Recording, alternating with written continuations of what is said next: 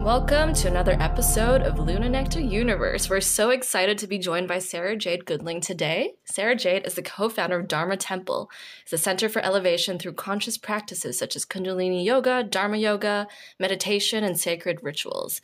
She teaches techniques for mental health and strengthening the body-mind connection, and is also an animistic practitioner and a full-spectrum doula. Hi, Sara. Hi.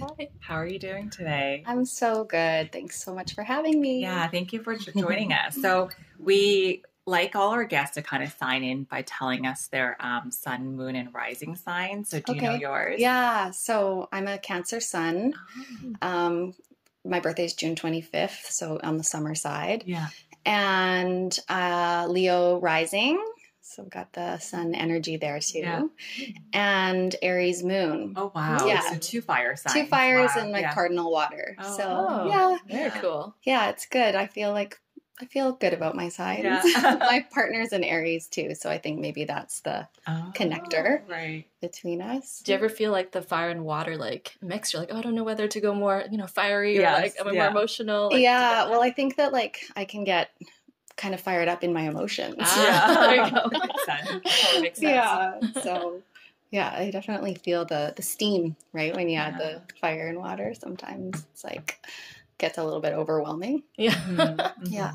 So tell us what led you down this path to spiritual healing and creating Dharma Temple. And what does Dharma mean? Yeah, so Dharma, it would be a Sanskrit word that means like your path or your purpose. Before we opened Dharma Temple, there was Dharma Yoga Vancouver, actually. And so both my partners, actually, they were practitioners with this teacher. Their teacher is out of New York, and his name's Dharma Mitra. And so there's a connection to his lineage of yoga in that name, Dharma. But Dharma means path or purpose. And then whereas Temple came in, is, yes, of course, like a temple, a place for, spiritual practice and community, but also like your body temple. So kind of merging your purpose through embodiment practice. And kind of, so we had the Dharma Yoga Vancouver for a while, and then that was actually like a partnership that wasn't really in alignment anymore. And I was doing more Kundalini. And so I really wanted a space where I could focus more on the like conscious events and different styles of practices and Kundalini. And so we kind of bridged off and created Dharma Temple. And before that, like I had been practicing and teaching yoga in Vancouver for probably 10 years at that point, both my partner and I. I came to yoga after being a gymnast, being a dancer, growing up in the 90s, being exposed to a lot of programming, of course, around our bodies and how we should think and feel as women, and definitely fell into, the mental confines of that, and paired up with, some trauma that I experienced. And then so I started to really go down a path of, I guess, what that would be considered, self-harm, right? Like disordered eating, using drugs and alcohol, like basically reaching outside of myself for anything that would make me feel better, or, just kind of, I was really disconnected from myself. And so I was like seeking. So I was kind of looking for relationships or like food, like all the things. Yeah. And, just still feeling really vacant. And I actually had spent time when I was a girl, like my family moved to Asia, and I lived in Thailand. Oh, wow. And so Where in Thailand? In Bangkok. Oh, wow. Yeah. And so my family lived in Bangkok, and my dad worked out of Bangkok. So we would often go to the south and explore. And this was in the 90s, early 90s. So it was like, there wasn't really any tourists happening. It was very beautiful, pristine, very idyllic. And so I had that seed planted that I wanted to go back. And so around, I think when I was like 19, 20, I ventured back to Thailand, backpacked, partied, did the whole, it was very different from what the Thailand I remembered of my youth, but still beautiful. And I could speak a bit of the language. So it was really easy for me to get around. Oh, wow. And I actually connected with another Canadian guy there who had already started a backpacking company in Spain, Portugal, and Greece, and he was starting up in Thailand. And I was like, well, if you need a guide, get in touch. So like it's a long story, but we became friends. I started guiding for him. I guided tours there all through my 20s, but one of my like in between times, so I was there like 6 months of the year, really. And I kind of bounced between Thailand, Banff, and Vancouver. And one of my times when I had finished guiding, because I was saying like I reach outside myself and keep busy and, you know, distract from my pain. Mm-hmm. So one of the in-between times when I didn't have a group to focus on and care, like I like nurturing people. I like being around people and connecting others. That's very Cancerian. Yeah, yeah, totally. And so one of the off times I had like this space, and I don't think I'd ever really had space, much like, you know, when we come to yoga or meditation, it's kind of the first time we meet ourselves. And so I was met with, you know, my pain, this emptiness. I really didn't have anywhere to go or to escape. I was like in a like bamboo bungalow, only had enough money for, you know, bananas and rice. And I found a yoga book, like this like old ratted up kind of text. I think the book was by Vanda Scaravelli, and she wrote this amazing book called Awakening the Spine. I can't remember if it was that one or another one of her books, but anyways, I found this book. I like devoured it, and I started doing the breathing. And I, like I said, came from down, but there was no yoga. There wasn't really like the yoga scene that there is now. And so there was certainly no yoga studio in Banff. Like there was one teacher like teaching at the library. And I hadn't gone to her class. So I had to go to Edmonton, that's where I'm originally from, to stay with family and do this teacher training that was put on like over the course of 3 months. So I'd drive up there and take part in it. And like, that was my first time like attending a yoga class when I went into teacher training. And I just remember like being adjusted and so it was so that's kind of how I started into yoga. And then it took me a bit after that to teach, to kind of get into teaching, finding my voice, but definitely like that part in Thailand and coming into that book, that kind of started my healing journey. And even after teacher training, like I was still, you know, processing quite a bit. And then like fast forward, you know, probably quite a long ways. I got pregnant with my daughter, and that's when I came to Kundalini yoga. And then that's kind of that planted the seed brought me to Dharma Temple, which... Wow. It sounds super serendipitous, like your whole journey just sounds like when you look back, like all the dots connect. Yeah, it's cool to piece it together. Like it's, you know, a lot to spit out all at once, but it's kind of, And you're also animistic practitioner and a full spectrum doula. So what is an animistic practitioner exactly? So I think the simplest way to put animism is like worldview that everything in essence has a spirit and that everything in essence is connected in a way. So that kind of merges into yoga in the sense like we're all one, we're all connected.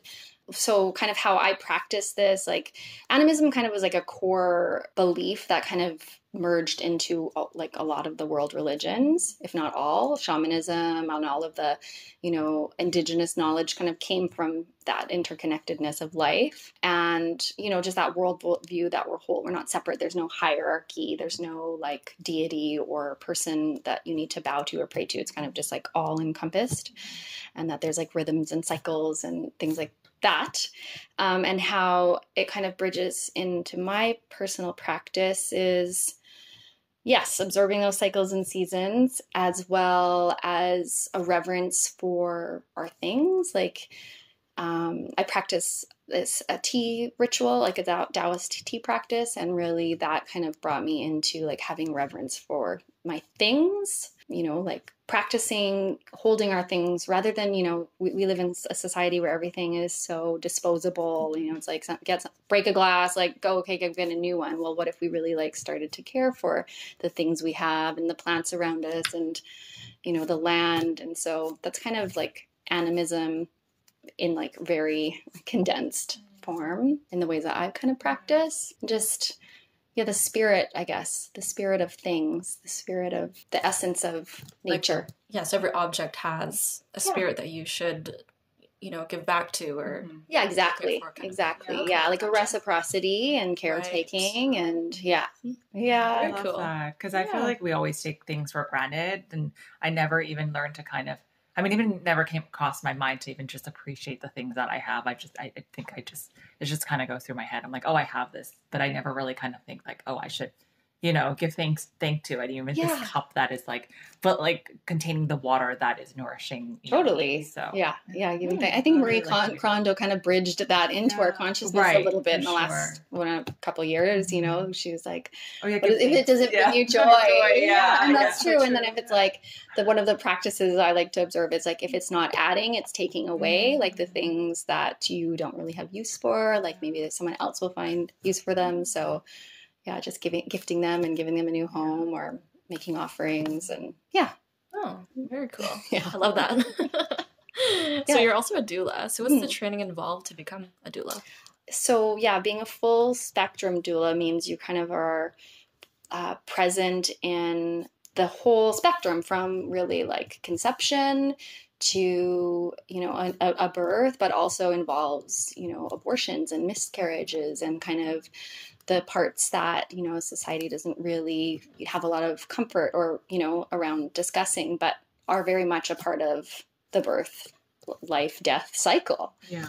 So a full spectrum doula would be able to hold space for, anyone really without even placing like any confines on gender identity or religious, belief systems. It's really just like full spectrum, like who's here and who needs assistance through this process. And so the training that I took was with Teresa Campbell, and she's a local practitioner. She's an amazing doula. I did a lot of prenatal yoga with her when I was pregnant. And so that's kind of how I first connected with her. But yeah, she's a really lovely and amazing woman and activist, and I just really connected with her. And so I knew I had already done a couple of births. I had already attended my sister's birth and my sister-in-law's, and I thought, okay, maybe I'm ready to get more training. And so I sought out Teresa and sat into that training. And that was actually not too long ago. I think it was coming up on a year. I did it last October. And so in an interesting way, I felt like that training really prepared me a lot to go through COVID in the lockdown time because of so much grief coming up within my family and community. And, we did end up leaving our physical space in Vancouver. So that was like a death process as well. And so a lot of like the tools that I received in that training, they really I was able to apply them just in like midwifing this new cycle that was emerging and the death of another and so much grief emerging in the collective. So, and I think though it's in ways like we're all doulaing this new time. Yes. Like there's like a definite old way dying and new things coming through. So like we're all a part of the great awakening in ways and holding space for what's to come. Yeah. And I think like that's basically what a doula is a space holder and someone that's really able to observe what is needed most in the moment. Yeah.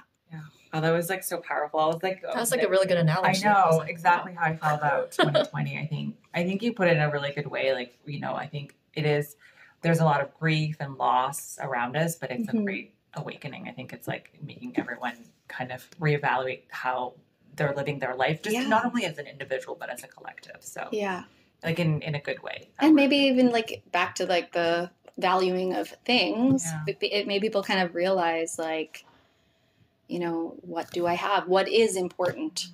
How can I honor what I have? And how much we honor the things that we didn't have, like the loss of community and stuff during that time. And even now, still the loss of connection in ways where we can't, maybe give hugs or whatever in the same way. I know. It's definitely a big shift. It is. Yeah. I never thought that was something that I would miss or like I would even, like I just think it's something that we definitely took for granted, like physical contact and like hugs and yeah, for sure. Yeah, can't remember the last time I hugged someone. Yeah, when did? Yeah, we've been doing like auric hugs, just aura hugs. I like that. Yeah. So SJ, can you tell us a little bit more about the techniques you use in helping your clients, promote their well-being and raise their consciousness? I think it's much more than yoga, right? Mm-hmm. So there's a lot of spiritual healing involved. Yeah. When I work one-on-one with folks. Mostly I work one-on-one with women. And I try to just really connect with the person first and foremost, and the soul. And so just kind of getting an idea about what their current lifestyle is like if they're coming to me with like specific things that they want to work on, or that they just feel blocked and they don't really know how to get to that place, then I would just, ask certain questions to kind of go a little deeper into what their needs are and what their current lifestyle is, and then start to kind of adapt. Like, I like to work with people. Like, I don't like to be prescriptive, but I want to make suggestions that they can easily attain, right? Because I think like sometimes we want fixes in our life, we want to make changes. And so when someone else gives us the prescription, like do this, this, this, and this, and this, it can be kind of overwhelming. And then like in my experience, and like nothing gets done. So I want to set people up so that they have a win, and that can be like as simple as like, if someone wants to make changes in their health, I could be like, okay, well, just make sure you're drinking enough water, or, setting up something where it's like, you are going to drink a glass of lemon water every day when you start your day. Yeah. Rather than saying, okay, when you start your day, you're doing 2.5 hours of yoga and pranayama and having a cold shower, and giving all like this big. So starting simply, I think, is important. Like looking at the lifestyle, starting simply, simple tools that work for the person, because everyone's different. And so I try to, to find things that they're going to connect to, because like not everybody is going to connect to Gurmukhi mantras or Sanskrit or, or advanced postures or cold showers or anything like that. I have to find ways that it feels good, because when it feels good, it's going to be nurturing, and then that's going to create an environment for healing. Yeah. So is cold shower something that you do suggest to clients? Yeah. And what is the benefit of that? Cold showers, they're great. Like, I do love them in the summer, spring, summer, fall, winter. Like I had one today before I came here. Oh, wow. But yeah, when the weather cools down, it's hard for me to get in there. But still, the benefits are pretty extensive. I mean, it's obviously great for your circulation. Yeah. It's like a big lymphatic flush. It wakes you up. It kind of balances your nervous system. Clear. It gives you a nice clear complexion. Yeah, there's lots of benefits to cold showers. So I definitely recommend them. And in summertime, if you can get out to like a cold body of water, that's even better. Yeah. I don't know if I could. You got to just do it. I feel like going like crossing your hands over your chest and like going in back first. Wow. Because you want to get your kidneys. It's like a cold flush, right? Yeah. Ooh, I can see myself doing that. Yeah. Your skin. Yeah. So, starting out kind of easing people in. I think that's important, because I don't want them to quit, especially, if they want, they want to make changes. It kind of happens gradually and simply, I feel. Do you recommend like a meditative practice like to all your clients? Is that something that you strongly advise, or it depends? Because I know some people don't really like meditation. Yeah. I think it's really important. I do. I think there's a misconception around meditation. Well, the number one thing that people say is like, I can't meditate. My mind's too busy. Mm-hmm. It's like, that's exactly why you need to. Yeah. So, just saying to someone who has a really busy mind, they're really type A and they're busy, and you just go like, oh no, you just got to sit there. Like, that's going to be really hard. They're probably going to give up. So that's where like different meditative, techniques come in handy. They're having like a seed, like following your breath, or there's even like visual ones where you're watching like the square or whatever now, like go in and out, or mantra meditations, walking meditation, just, different ways that people can start to get a little bit more space in their mind. But yes, telling someone to go sit on a cushion for 30 minutes when they've had no prior experience to that can be hard. So I just say like, practice 3 minutes of watching your breath. Yeah. Set a timer.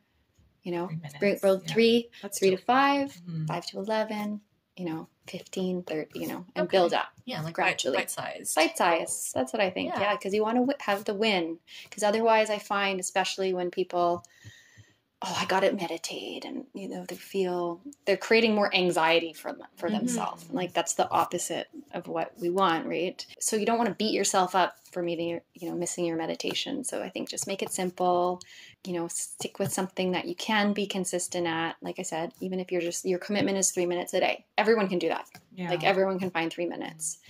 And if you end up sitting there longer, great. If it turns into like a yoga practice, wonderful, but just the commitment was 3 minutes and you did it. So then people have the win. What if obviously thoughts come up when it's hard to sit still? I mean, 3 minutes doesn't seem that long, but it's hard to sit still. So when thoughts do come up, do you think we should just let them come up, or should we be silencing them? I never know, because I always I try to stay silent and then thoughts inevitably start to surface. Yeah. So. I mean, that's good. You can't stop your thoughts. I'm doing this wrong. No, you can't stop your thoughts. Yeah. That's definitely like a myth.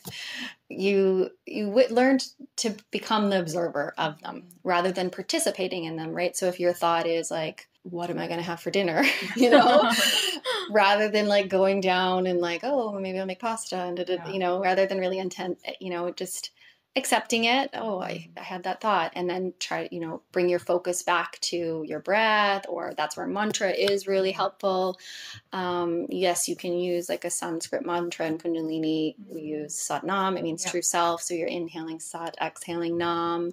But something even just as simple as like inhaling peace, or like hear yourself say inhale and exhale.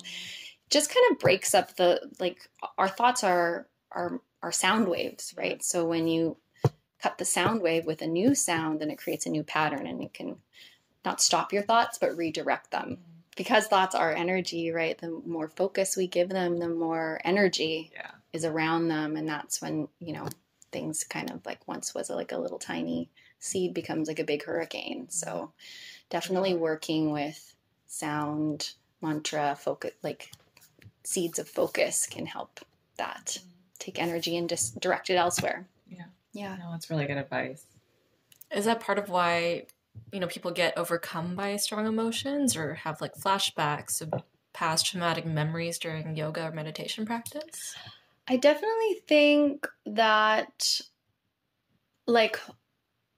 remember, when I told you my story in the beginning of like constantly distracting myself, being really disembodied, and just, I think that's really common for people. We stay busy and now have phones, and, it's this constant kind of distracting ourselves, whether or not we're aware of us having any pain or even a traumatic experience. But then when people come to yoga or a meditation, they've really carved out that time for themselves. Often it is then, your eyes are closed, you're going inside, you're really starting to pay attention, your breath, everything is stored in your brain and body, everything you've experienced ever, whether you're conscious of it or not. Mm-hmm. So when you kind of slow yourself down and I think withdraw your sensory kind of distractions and start to focus in, and maybe you do witness some part of your body that's pain, and then you start to breathe there, and then it opens up, and then maybe there's a memory connected to it. So I think like when you just get into a space that's opening you up and expanding your awareness, you might perceive more than you would when you're just keeping busy. Mm-hmm. So I think that's where when people come to yoga and kind of slow down and take the space, then it can open them up to seeing what needs to be healed. Yeah. I hear from a lot of entrepreneurs too, that when they're like going through, they have to make a really hard decision, they just go and sit still and meditate, and they're like, oh, the answer just comes out. Yeah. Yeah. Because I think it's like completely what you said. It's like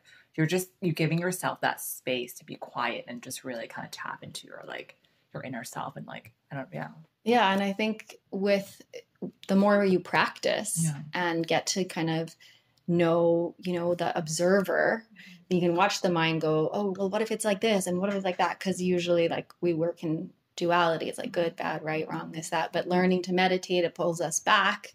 We can be a little bit more neutral, and then discern like, okay, yeah, actually, I'm going to go with that, because you got quiet and still and you gave yourself the opportunity, rather than, I think when we're kind of always busy, the tendency would to be just to like React. grab, react and be like, okay, it's this, and kind of working on autopilot rather than slowing down and letting the answers come from that intuitive place. It's like fight or flight, and then you just react quickly. Yeah. Usually it's fight.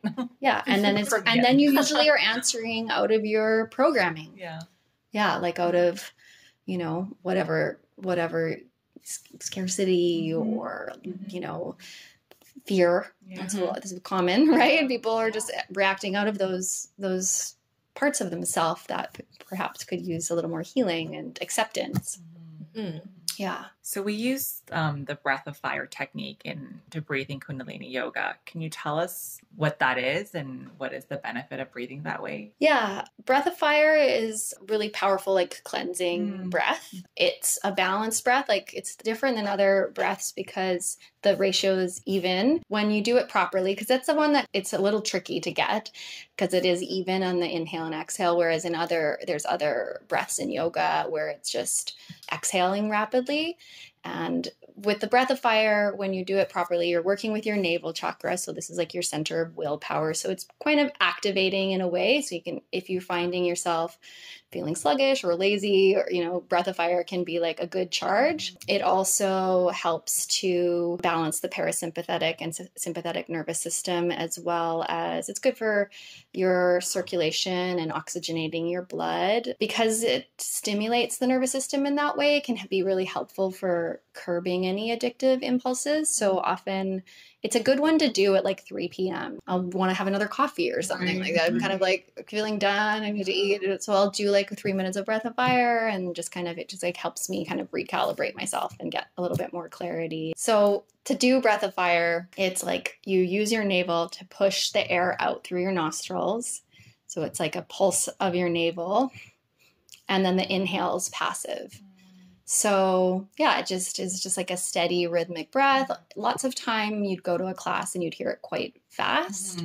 I'm more of a fan of just like a steady rhythmic breath that's like almost like the same rate as your heartbeat. So you're not overwhelming your nervous system. It's more just like a calm and recalibration and return to your own kind of rhythm. But once you kind of get the hang of it and you want more of that energetic boost, you can pick up the pace. Yeah, so it's kind of really good for clearing and resetting. Yeah, we tried breath work once. Yeah, and I thought I was going to pass. Me too. I had to breathe like panting. Like, oh my god. Was it through your mouth? Oh, what did she say? It was like through your mouth. Yeah, like it was through the mouth. Through your belly. Yeah. And we just have to go like really fast. Yeah, like really in fast. the rhythm of like the song she was playing. Oh, wow. I think, eventually got better, but the first 5 minutes, I wasn't used to breathing like that. So I think it was just like, it was a lot. It was a really great session, but I just wasn't used to breathing like that. So I like literally thought I was going to pass out. Yeah, something too with breathing through your mouth, right? It's like, you know, that's kind of like it kind of induces almost like a state of panic. Like that's what you do when you're scared, right? Yeah. And actually I've been noticing this with the masks is people don't really know how to breathe on them. Right. And they're feeling, you know, it's kind of constricting. Yeah. Anyways, plus it's like alarming just to see, you know, everyone wearing masks. My daughter's 8 and so she's going to school and that's why it's kind of like at the forefront of my mind thinking about these things. But lots of like just people automatically breathe in through their mouth. And I feel like that's like creating a bit of a stressor response in the body and the mind. And so I've been just thinking about making like a little video or something that like teaches, you know, long, even breathing through the nose just to regulate the nervous system and not go into fight or flight just by putting a mask on. Because I know people are having, you know, anxiety and well, that's not normal. I think it's like, you're not used to breathing like that. Yeah. And I think this time has just been teaching us so much about our breath. It really is. Yeah. So I really hope that, you know, people do find ways to learn how to breathe and, you know, learn how they may be holding their breath. And that's, you know, part of that I think that window in the springtime gave us to slow down. And I hope that people kind of started paying a little bit more attention to those things. And I mean, just even with the smoke now, there's a lot of signs and symbols pointing us towards like the lungs of the planet. And, very true. You know, and just not taking that for granted, right? The spirit of our breath, you know, honoring it and making time for it. Yeah. something so simple, we think, right? But it's actually so much more to it. So profound. Yeah. Right? It's like without breath, there's no life. Yeah. So just like a good reminder. And that's like a reason in itself to just like practice watching your breath. And that's, it can be your meditation, you know? Yeah, I think we always forget to breathe. I mean, especially when you're like in a state of like angst or fear, like definitely forget to breathe. And you're right. Like breathing is everything. It's like you stop breathing, you're not living. So I think that's a really good reminder. Yeah, I know. And we all want to live like long and fulfilling lives. Yeah. And I think our breath can really like teach us that, you know, about depth and longevity. Do you want your life to be like short and shallow or deep and long, right? Yeah. So really working to lengthen the breath, and I think can bring a lot of healing just in that. Yeah. There's so much stimulation coming at us every single day. What are some effective ways to help us silence the monkey brain and all the external voices and be more connected to the present moment? I mean, well, focusing on the breath, which we've talked about, slowing down and then carving out time, I think, to be present is important. You know, we schedule a lot, and like you're saying, a lot of stimulation. We fill a lot of our time with, you know, scrolling or making, you know, appointments or checking emails. So I think that even scheduling time to just, I'm going to become pregnant or pregnant. Just schedule that in. People do that. To become present and really focus your attention on one thing. So whether it's cooking a meal or just like, you know, doing a practice, whether it's yoga or I'm going to put on these 3 songs and dance and really feel into my body, or going outside and taking in nature. I think that's a really good way to be present, is just to slow down and really like observe this flower and the bee on the flower for a little bit. Like, when do we take time to do that? You know, children are so good at bringing us back to the present, because when you go on a walk with them, first of all, they're like, what's that? What's that? It's like hard to get anywhere because they're observing everything and they're really present. And so, you know, slowing down and just kind of like, I think, opening yourself up to like the magic and beauty that is all around us when you get present. You know, it's so easy to just like put on your headphones, check your phone and walk to the bus or whatever, and just be in that distraction. We miss, you know, that the cherry blossoms are coming out or the leaves are changing. And so I think nature is a really powerful and simple way to get present again. Yeah. And when you're when you're seeing the changing leaves or whatever, just taking some breaths and taking it in, you know, and being grateful and that you're able to slow down and observe that moment, because it's not going to be like, it's impermanent, right? It is, you know, so that's, and then I was saying before, like I have a tea practice.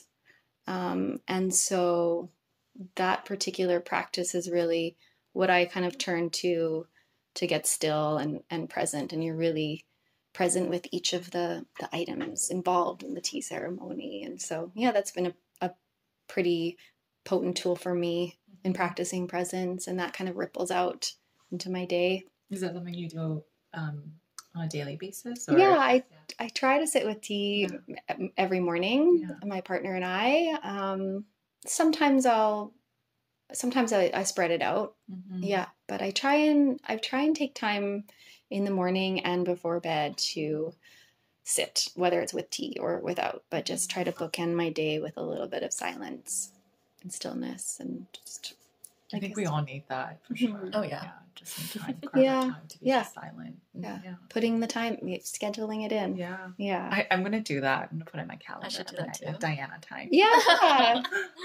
Just even like it does, like I was saying too, it's like sometimes it feel overwhelming if you were like, every night between 7 and 8 I'm going to have this time, but then it gets filled, or you want to go out and meet someone, or so I think just even dedicating an hour a week, and in that time becoming present, then like tuning into like what you really need. I think that's an important part of developing a personal practice, is like tuning into what you need. Maybe sometimes it is like, oh, I need to or want to make cookies, or, you know, that will feel really nourishing, or I want to go for a walk, but it's like not scheduled. You know what I mean? Because I think like, so we fill so much of our time doing. Yeah. And so it's like this, like, if we can schedule in a 1 hour for just being and start to notice, like, what is that like? What's present in us at that time? And yeah. So I want to talk about, you know, the power of affirmations and chanting, because they've been shown to help, you know, raise our consciousness and even change our realities at times. I think it stems from the premise that you're asserting your conviction that, you know, anything is possible and you can change your reality. Can you tell us about the power of sound current, and how does that help us to block energy and promote healing and even attract what we want in life? Yeah. So sound, like I was saying, like everything is energy, everything is sound, essentially. So our thoughts are a big part of that, or, you know, and if you sometimes, well, often when you get still and you get quiet, your mind chimes in, and there's words there, you know, there's sound current happening. And for a lot of us, you know, there is negative sound currents that we're kind of looping. It can be, you know, like what mine was like, I'm not enough, or not good enough, or, you know, some people are like, never feel loved, but it's like some story, right? That was probably, you know, they came up with that in the 0 to 7, those early childhood years. And it's not, sometimes it's not intentionally planted within us, but it's like a seed in our consciousness that it'll be kind of our default. And so I'll use mine, right? Like the I'm not enough. What I needed to do was replace that mantra with something else. And I think positive affirmation, like using I am statements, like those have been really, you know, shown to create those energetic shifts, like putting things into, you know, present time, rather than being like, I will be loved, or, you know, it's like I'm love, or whatever. Because the words that we use and the words we speak become our reality, basically. So I'm really interested in sound and the power of language specifically, because I think that it is like we are co-creating our reality. And I think like choosing words and choosing language that's really elevating for everyone, that is less hierarchical actually, and more inclusive. I think that like that's where I'm really paying attention to in my languaging right now. But it's certainly like when we have those negative loops in our mind, like using I am affirmations or mantra, if that connects, you know, that can be the cutting of that pattern, the thought pattern, so that it starts to direct the energy to something new. A positive statement carries like a positive charge. You know, I think for people who do suffer with a lot of negative self-talk, suffer from depression, like it's a lot of energy that they're using and thinking. Yeah, that's true. And so to just kind of break up the energy a little bit I often encourage people to listen to positive music. Like that's the power of sound current. That was like a pillar in the Dharma Temple, is like music. You know, music heals, right? Totally. You hear a piece of beautiful music, it can bring you to tears, it can make you feel angry, it can, you know, it's very powerful. I feel like sound, mantra, like these are tools that simple tools that we can use to help us bring healing and redirect the mind if we are in suffering. And that's so interesting about the language too, what you're saying, that basically like can shape like the plasticity of your brain. Right? Yeah, definitely. Even things like I have to go to work, like it kind of implies that we're like powerless. But I believe like we're all sovereign and we have choice. You know, we are sovereign beings. We have choice. We have autonomy, and nobody's like forcing you to go to work. So, you know, reframing that would be like, if you like your job, like I get to go to work, right? But like a more neutral would be like, I'm working tomorrow. If you put like I have to work, it's kind of like, it feels contracted, right? Sure. And you feel that. I mean, when I say I have to go to work, I definitely feel it, like, oh my God. I get to go to work, or I'm working. Yeah, I'm working. Like more neutral. Exactly. That's the thing. It's like everything has a positive and a negative charge and a neutral. So if we start to like witness that within the words that we're speaking, we're really like elevating our own consciousness, and also like the people that are receiving that language. So we have a new moon coming up. Oh, yes. Do you guys know what sign it's going to be in? Libra. Oh, really? Oh. Okay. Yeah. Okay. Because it's the equinox, right? Oh. So the equinox is when it's balanced day and night. Oh. And that's when we move into Libra. Oh. Season of balance. Yeah. Cool. Yeah. So new moons, they're known to be a prime time to set new intentions. So what are some rituals or practices that you would do around the new moon? I like to write gratitudes around the new moon, and then, you know, what is working. I'll focus on like what is working, and then that kind of like can create my intention kind of going forward. With this new moon specifically being in Libra, which is like an air sign, air connects to the mind. It also connects to our communication. So really, I think it would be an optimal new moon to focus on the language, the words that we're choosing, writing your own, like words are spells, right? We're constantly like creating and, you know, with these incantations that are the words that we speak. So I think writing out your intentions and then speaking them out loud would be really powerful. And then just really paying attention to what your personal sound current would be. I love that. Words are incantations. Yeah. I think like Harry Potter. Write your own spells. Yeah. Write it, you know, and like, I think that's what, you know, writing our intentions are. They have the, and then putting energy towards it. Like that's making magic, you know, I love that. Keeping the space until they kind of manifest in the way they're meant to. But like, if you're putting energy there with the words that you're choosing, you know, we're recording this, you know, in a time of intense global stress and uncertainty. You know, we're in a pandemic, and obviously there's a lot of wildfires happening on the West Coast. And obviously with the US election coming up, I think there's just a lot of anxiety in the world. If there's a message you can kind of share to the whole world, what would it be? I think it's really important that people like look at themselves as opposed to, you know, making it about the election or the state of the world. It's like, what are you actually doing to contribute to what's happening? Because I really feel like the inner is creating the outer. You know, it's a collective, right? And it's like, there's certainly a lot of people doing inner work, but there's a lot of people that are bypassing that and just like going on with status quo and like waiting until, you know, these systems that are in charge to make the decisions for them. And I think it's about reclaiming our human sovereignty and our autonomy and choosing in favor of our spirit and what makes us happy and fills us up. And, you know, and I think that then raises our vibration, and then we're working together and raising the vibration of the planet. And I think only then really are we going to start to see shifts. But I think in just really tuning in and, you know, knowing yourself and knowing what you're contributing, you can start to have compassion for where other people are. And I think that's really needed at this time, because I think that the split and the division can be so intense. To be able to embody more compassion, to give permission to really just like be in their process, like understanding like you're in yours and you're over here, and maybe you've done a lot of work and healing and that person isn't there yet. And so you can have compassion for them being really afraid and making choices based out of that fear rather than like judging them. Because what we don't need right now is more judgment and more condemnation and shaming. It's like such a big piece, right? So just canceling. So just taking ownership for our own energy and our own sound current and the way that we're showing up in our lives. I think that's my message. Yeah. Oh my gosh. I love that. I know. What is your go-to wellness or self-care ritual or practice? You mentioned the tea. Tea is definitely a staple. Moving my body, whether that's just simply going for a walk, dancing. I love dancing. Practiced vinyasa yoga. Every day I need to move my spine and get breath moving through my body. And so sometimes that can look more like ecstatic dance and really wild, or sometimes it can be more static and still. And yeah, just moving my body is important. Getting outside, going in my garden, playing with my daughter. I like cold showers. In the summer.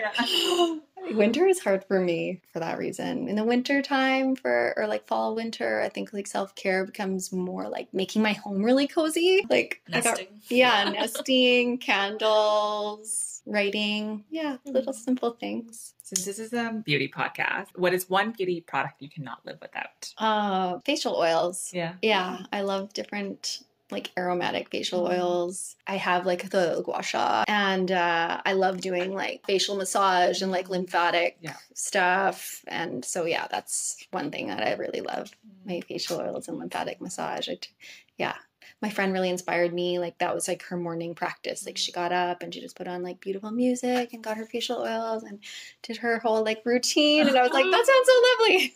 I'm gonna start doing that. Yeah, so that's something I've really gotten into as part of my self-care too. Amazing. Yeah. And can you share with us what you're currently working on and what are some of your goals and plans for the future? Yeah, so, well, as I mentioned, it's almost equinox. So I've been working on it's like a 3-day virtual retreat, I guess. And so it's a few different movement practices and breath practices and like a ritual guidebook. And so that's just like a simple package that I'll release for the autumn equinox. So I've been working on that as well. A 7-day, it's called the New Paradigm Planner. Each day of the week is governed by a planet. And so, all the planets have different energies or a different spirit, essentially, and can, as we are moving into this new paradigm and the old systems are kind of crumbling, like a 9-to-5 or, people are kind of looking, or maybe they're not looking for it yet. They don't know it.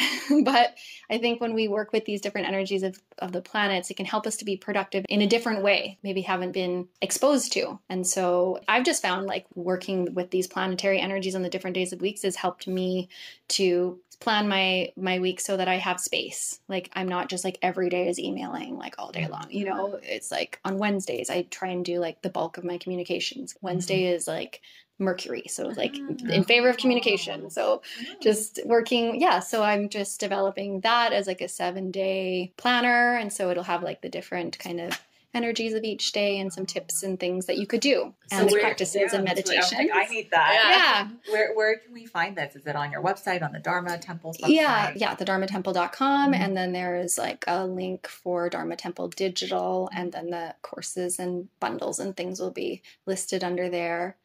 And then we are launching like a more robust monthly membership to access classes. But I think my focus is going to be on more like small kind of course bundles, just because I love holding space in person and, in small bite-sized ways. I want to continue to help, people for specifics like anxiety. And, I like making like little things where I can put like images and write-ups and not just like a class, because it's so different than holding space in person. I found that transition to be a little like challenging for me.